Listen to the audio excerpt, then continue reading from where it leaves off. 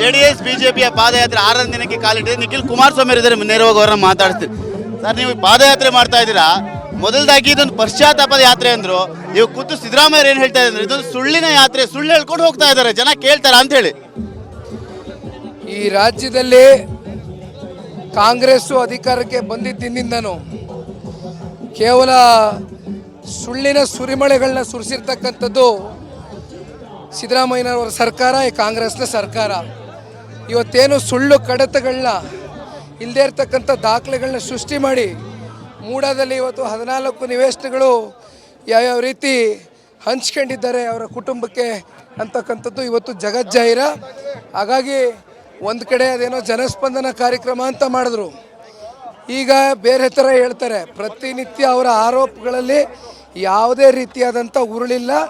ಎಲ್ಲೋ ಒಂದು ಕಡೆ ಮಾನ್ಯ ಸಿದ್ದರಾಮಯ್ಯ ಅವರಿಗೆ 100ಕ್ಕೆ 100 ಅವರು ರಾಜೀನಾಮೆ ಕೊಡ್ತಕ್ಕಂಥ ದಿನ ಭಾಳ ದೂರ ಇಲ್ಲ ಅಂತಕ್ಕಂಥ ಒಂದು ಅರಿವು ಮೂಡಿರ್ತಕ್ಕಂಥ ಹಿನ್ನೆಲೆಯಲ್ಲಿ ಇವತ್ತು ಈ ರೀತಿಯಾದಂಥ ಹತಾಶೆಯ ಮನೋಭಾವದಿಂದ ಮಾತನಾಡ್ತಾ ಇದ್ದಾರೆ. ಜೆಡಿಎಸ್ ಬಿಜೆಪಿ ಎಷ್ಟೇ ತಿಪ್ಪರ್ಲಾಗ ಹಾಕಿದ್ರು ಸಿದ್ದರಾಮಯ್ಯ ರಾಜೀನಾಮೆ ಕೊಡಲ್ಲ ಅಂತ ಅವರ ಮಂತ್ರಿ ಮಂಡಲದವ್ರು ಹೇಳ್ತಾವ್ರೆ. ಇವತ್ತೇನು ಈ ಮೂಡ ಹಾಗೂ ವಾಲ್ಮೀಕಿ ನಿಗಮದಲ್ಲಿ ಆಗಿರ್ತಕ್ಕಂಥ ಈ ಹಗರಣ, ಇವತ್ತು ಈ ಭ್ರಷ್ಟಾಚಾರ ಇಡೀ ರಾಜ್ಯದ ಜನತೆಗೆ ಇವತ್ತು ಸಂಪೂರ್ಣವಾಗಿ ಒಂದು ಬೆಳಕು ಚೆಲ್ತಕ್ಕಂಥ ಒಂದು ಪ್ರಯತ್ನವನ್ನು, ಒಂದು ಜಾಗೃತಿ ಮೂಡಿಸ್ತಕ್ಕಂಥ ಒಂದು ಪಾದಯಾತ್ರೆನ ಹಮ್ಮಿಕೊಂಡಿದ್ದೇವೆ. ಇವತ್ತು ಏನಾದರೂ ನೈತಿಕತೆ ಅಂತಕ್ಕಂಥದ್ದು ಇದ್ದರೆ ಇವತ್ತು ಸಿದ್ದರಾಮಯ್ಯನಿಗೆ ಮೊದಲು ಅವರು ರಾಜೀನಾಮೆ ಕೊಡಬೇಕಾಗ್ತದೆ.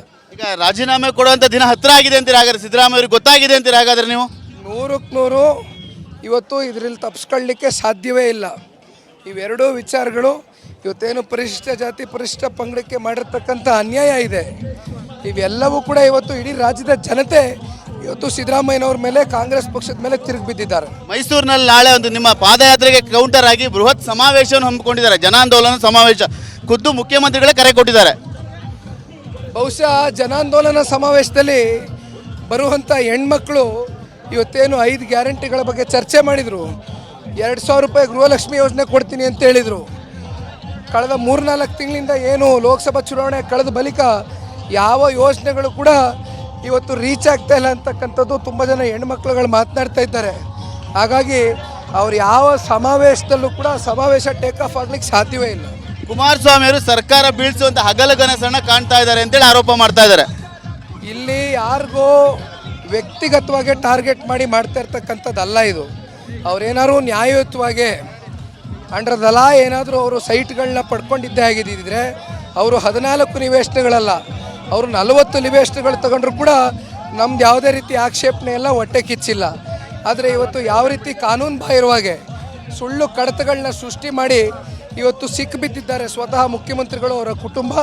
ಇದರ ವಿರುದ್ಧವಾಗಿ ಇವತ್ತು ಸಾರ್ವಜನಿಕರ ಹಣ ಯಾವ ರೀತಿ ದುರ್ಬಳಕೆ ಆಗ್ತಾ ಇದೆ, ಯಾವ ರೀತಿ ಲೂಟಿ ಮಾಡ್ತಾ ಇದ್ದಾರೆ, ಇದರ ವಿರುದ್ಧವಾಗಿ ಇವತ್ತು ನಾವು ತಿರುಗಿ ಬಿದ್ದಿದ್ದೇವೆ. 2 ದಿನ ಮಾತ್ರ ಪಾದಯಾತ್ರೆ ಬಾಕಿ ಇದೆ. ನಿಮ್ಮ ಪಾದಯಾತ್ರೆ ಒಳಗಡೆ ಒಂದು ದೊಡ್ಡ ಯಶಸ್ಸು ಸಿಗುತ್ತೆ ನಿಮಗೆ? ಈಗಾಗಲೇ ತಾವು ನೋಡ್ತಾ ಇದ್ದೀರಣ್ಣ, 6ನೇ ದಿನಕ್ಕೆ ಕಾಲಿಟ್ಟಿದ್ದೇವೆ.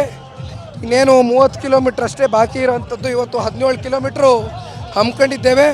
ಪ್ರತಿನಿತ್ಯ ಕೂಡ ಇವತ್ತು ಒಂದು ಜನಸ್ತೋಮ ಜನಸಾಗರ ನಮ್ಮ ಜೊತೆಯಲ್ಲಿ ಪಾದಯಾತ್ರೆಯಲ್ಲಿ ಹೆಜ್ಜೆ ಆಗ್ತಾ ಇದ್ದಾರೆ. ಒಟ್ಟಾರೆಯಾಗಿ ಭ್ರಷ್ಟ ಕಾಂಗ್ರೆಸ್ ಸರ್ಕಾರವನ್ನು ರಾಜ್ಯದಲ್ಲಿ ಕಿತ್ತೊಗಿಬೇಕು ಅಂತಕ್ಕಂಥದ್ದು ಕನ್ನಡಿಗರ ಒಂದು ಅಭಿಲಾಷೆಗೆ ನಾವೆಲ್ಲರೂ ಹೆಜ್ಜೆ ಆಗ್ತಾ ಇದ್ದೀವಿ. ನಿಮ್ಮ ಪಾದಯಾತ್ರೆಯಲ್ಲೇ ಬಿಜೆಪಿ ನಾಯಕರಿಂದ ಏನಾದರೂ ಒಂದು ರೀತಿ ಡಿಸ್ಟರ್ಬ್ ಮಾಡುವ ಕೆಲಸ ನಡೀತಾ ಇದೆ ನಿಮ್ಮ ಪಾದಯಾತ್ರೆಗೆ? ಸಣ್ಣ ಪುಟ್ಟ ವಿಷಯಗಳ ಬಗ್ಗೆ ಹೆಚ್ಚಾಗಿ ನಾವು ಮಹತ್ವ ಕೊಡ್ತಕ್ಕಂಥದ್ದು ಏನು ಬೇಡ ಅಂತಕ್ಕಂಥದ್ದು ನನ್ನ ಒಂದು ಅಭಿಪ್ರಾಯ. ಕುಮಾರಸ್ವಾಮಿ ಅವರು ಒಂದು ಮಾತು ಹೇಳಿದ್ರು, ವಿಜೇಂದ್ರ ಮತ್ತು ನಿಖಿಲ್ ಕುಮಾರಸ್ವಾಮಿ ಅವರು ಒಂದೇ ತಾಯಿಯ ಮಕ್ಕಳಂತೆ ಹೋರಾಟ ಮಾಡ್ತಾ ಇದ್ದಾರೆ ಅಂತೇಳಿ.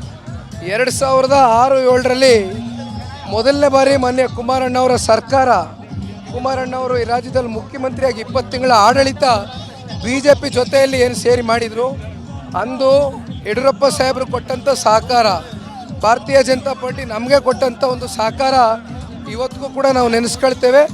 ಮುಂದಿನ ದಿನಗಳಲ್ಲಿ ಒಂದು ಕಡೆ ನಾನು, ಒಂದು ಕಡೆ ವಿಜಯೇಂದ್ರರವರು ಇಬ್ಬರು ಸೇರಿ ಈ ಭ್ರಷ್ಟ ಕಾಂಗ್ರೆಸ್ನ ಸಂಪೂರ್ಣವಾಗಿ ರಾಜ್ಯದಿಂದ ನಿರ್ಮೂಲನೆ ಮಾಡ್ತೇವೆ.